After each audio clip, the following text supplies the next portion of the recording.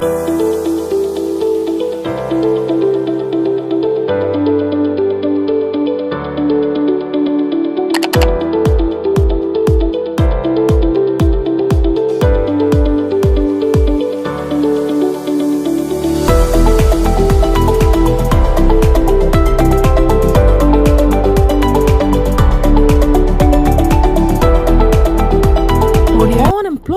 has become a critical issue in Ghana, with many graduates struggling to find opportunities. This has led to formation of the Unemployed Graduate Association, highlighting the urgent need for change. But amidst this challenge, a revolutionary initiative is taking shape, aiming to transform education and tackle unemployment head-on. Every year, thousands of graduates enter the job market only to find limited opportunities. The traditional education system, focused heavily on theoretical knowledge, has left many without the practical skills needed to today's job market. According to the Ghana Statistical Service Annual Household Income and Expenditure Survey, in the third quarter of last year, 1.9 million youth aged 15 to 35 in the country are not engaged in education, employment, or training. Among these, females predominant with 1.2 million out of the total, compared to 715,691 males. This is this group, the need group is termed as idle youth, if you like. A measure of idle youth. So what we are seeing is that this is non-utilized labor of the youth population. So if you look at it socially, we all know the saying that the devil finds work for idle hands. So if we have this proportion of the youth population not engaged in education or employment, then clearly they would want to find something else to do because their potential are not being tapped. So if you look at it from the social point of view, then you are looking at the consequences. That would come. Given this number, and so then they can be involved in social vices which would not speak well for the country, because yes, they have the energy, they want to find something to do. So they can find themselves in things that are not, if you like, decent, because they want to do anything to make a living.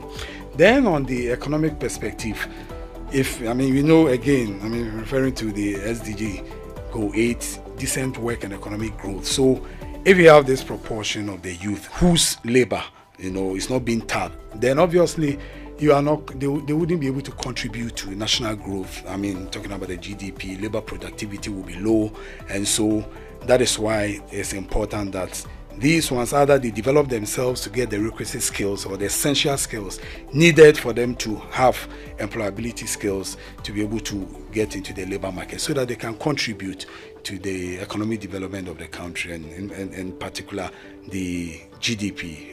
Talking about the labor productivity. I would like to acknowledge the work that has been done by the Ministry of Education thus far in education.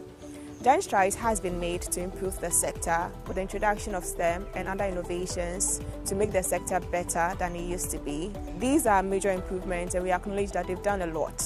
Despite this, we still have 1.9 million Ghanaian youths who are unemployed. This number is quite staggering. For it being such a small country, having 1.9 million youths who are unemployed is very alarming. And as such, we have noticed the reason being that there's an overdependence on government for employment. The youth of this country have very little interest in entrepreneurial skills and also in agriculture. In 2020, the Ghana National Council of Private Schools, NACOPS, decided to take action. They assembled a team of educators and experts to develop a new curriculum, one that emphasizes practical skills and hands-on learning. This was the birth of the talent-based curriculum. Our goal is to create a curriculum that will equip students with the skills they need to succeed in the real world reducing unemployment and fostering innovation. Bright World Academy, located in Taifa, Accra, was chosen to pilot the talent-based curriculum. For the past year, students have been engaging in a variety of practical projects, from inventing chicken incubators to nurturing catfish. Currently, we are working on a project in partnership with Ghana National Council for Private School on a curriculum known as the talent-based program. And with that, we've been able to develop a couple of programs that is helping the children academically, and it's also broadening their horizon as to the understanding of the activities they are doing in school. Currently, the children have been able to set up first a fish farm where they've raised catfishes, and they have now separated their own parent stock and waiting to set up their own hatchery to hatch more fingerlings for the catfish. Aside that, they used a recycle box incubator to build and also hatch about 3,970 day-old chicks. Recently, Nana Kwesi Jetia, the National Executive Director of NACOPS, visited Bright World Academy to see the progress firsthand. He was impressed by the student ingenuity and dedication. The curriculum was being given to a school to pilot it, and we went there to see how the pilot outcome has been. In fact, it is very, very interesting and very, very surprising to seeing the students being able to come out with very innovative and practical ideas that are really, really, encouraging to the fact that the curriculum that has been designed is very useful. You could see from the faces of the learners when they are demonstrating their fish farming, when they are demonstrating their incubators and some of the things that they have done. This tells us that learning is really taking a phase. During the visit, students showcased their projects. They demonstrated how they built chicken incubators and guided the executive director through the catfish nurturing areas, explaining the techniques they used. We welcome you to Bright World International Academy at Taifa. We are here to show you our fish farming project, our incubator project. My name is Travis Osei-Fredia. I am in JHS 1. I am in the blue class. I would like to introduce my friends to you. I am Frank Anson Jr. I am JHS 2 and I'm 14 years old. My name is Elijah Sante. I am 12 years old and I am in grade 6. My name is Kelvin Okai and I am 11 years old. I am in grade 6. As you can see, I am going to list the procedures into making your incubator box. First, you need to cut out the structure of your incubator box for the opening for where you will put your chicks in. So as you can see, this cutout hole is the place where you will put your eggs in. After that, you take your glue gun, which you insert your hot glue sticks into it to glue parts which have openings so that the heat inside the box wouldn't come out. So we start with our wires connecting to the plug and make our hole for the bulb holder and the wires to pass through. So after that, we add our bulb to it.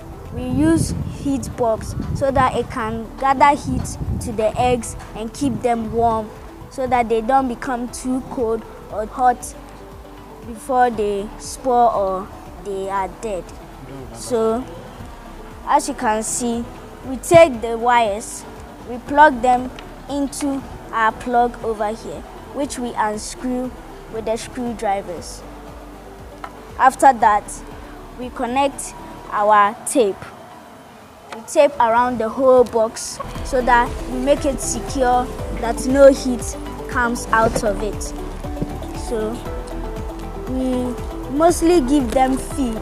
So once they hatch, they can get something to eat. And we add a little water so that they can drink whilst they are inside. So we mostly turn the eggs during a period of time. From mornings to afternoons, we turn the egg. We mark the egg so that we will show which side we have turned on so that the egg wouldn't be at a particular place for too long. So after they have been hatched, we mostly make a brooder cage, like we use cardboard to make it. Then we craft mats using paper and tape to allow them to walk freely in the brooder cage. So whilst they are in it, they can be nurtured and they'll be grown into their mature size till we put them in their main cage. Following an engaging demonstration on building chicken incubators, the students who oversee the care of catfish took the stage. They provided a detailed explanation of the specialized techniques and methods they use to ensure the healthy growth and development of the catfish. From the optimal water condition and feeding schedules to the intricate breeding practices, they covered it all, covering valuable insight into their hands-on experience and dedication to aquaculture. And welcome to Brighton International Academy, where we lay a solid and godly foundation for a brighter future. Today, we are at our fish farm. But before I continue, let us introduce ourselves. My name is Briella Diamond Yamiye Osei. I am 11 years old and I am in JHS 1. My name is Makida Esther Alice Asante Malapoli and I am 10 years old. I am in grade 6. My name is Nanaya Efaria and I am 10 years of age and I am in grade 6 also.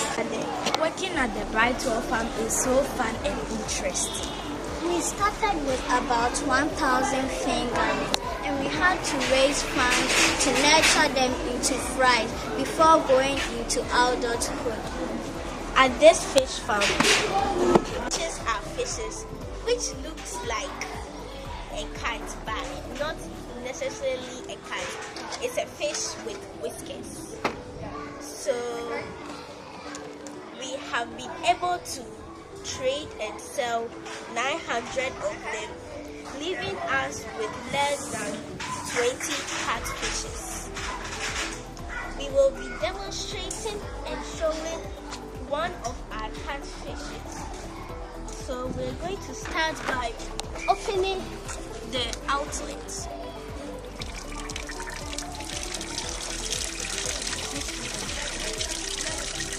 We are opening the outlet to release wastewater from this tank so we can refill it with clean and fresh water for them to drink. We also have a special food we give them. It is round and are good for fishes. We have a duration that we use to feed them. Feed them early in the morning, around 6 to 7, feed them. And getting to like 3 to 4, we feed them again. And around 8 to 9 o'clock p.m., feed them. And we don't give them too much water, because if the water is too much, they might die. So the water must be not too small, not too plenty, like average water size. And we shouldn't overfeed them, because when you overfeed them, the water will start smelling and they'll all begin to die. This is one of the catfishes, and as you can see, this one is a female. There are some little eggs coming out from it. They are very slippery and slimy. So when you want to catch them, it takes time and need to be steady. They are 6 months old. If you want to sell this one, it can go for 80 cedis or 70 cedis. This is not the largest one we have. We have some large ones here. Brightwell Academy's success with the talent-based curriculum is a promising sign for the future of education in Ghana. As more schools adopt this innovative approach, there is hope that unemployment will decrease and a new generation of skilled, confident individuals will emerge. Moreover, the economic benefits of this practical education model are becoming evident. Students equipped with hands-on skills are not only finding jobs more easily, but are also starting their own businesses, contributing to local economics and fostering entrepreneurship.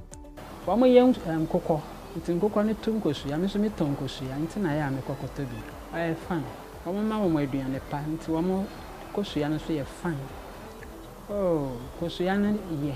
Nti wamu ba wamu se kosuyana ye. Ebi wo ha obokura na yoke ne yemienu. Ala ne de ne ye. De metawo abonte na ebi wo ha wamu de fi bron ebedu na nso aka nti na asai. But when the asam can be in. Looking at the economic benefits, I would say when they started raising the birds, they've been able to sell a lot of eggs and even sold the birds themselves in order to get the opportunity to also learn fish farming. So I would say the funds they got from selling the birds was able to help them to set up their current fish farm. So economically, it has been of great benefit. The school was able to also get some eggs and also some fishes to feed the children.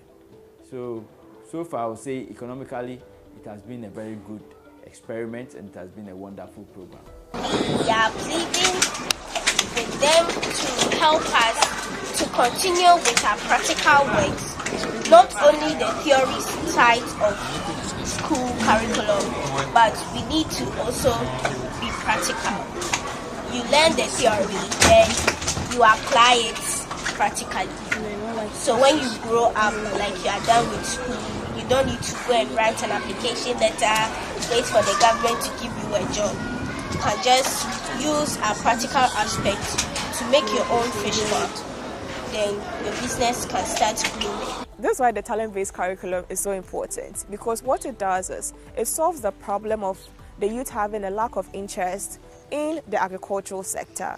And we are very happy that NACOPS is leading this opportunity. Do not be late. Join the vehicle and join the train as we are poised to change education in Ghana. Thank you very much. Revolutionizing education through practical hands-on learning, the talent-based curriculum is paving the way for brighter future in Ghana. It is a testament to the power of innovation and potential within every student. The economic gains seen from this approach further underscore its importance, promising prosperity for individuals and the nation as a whole.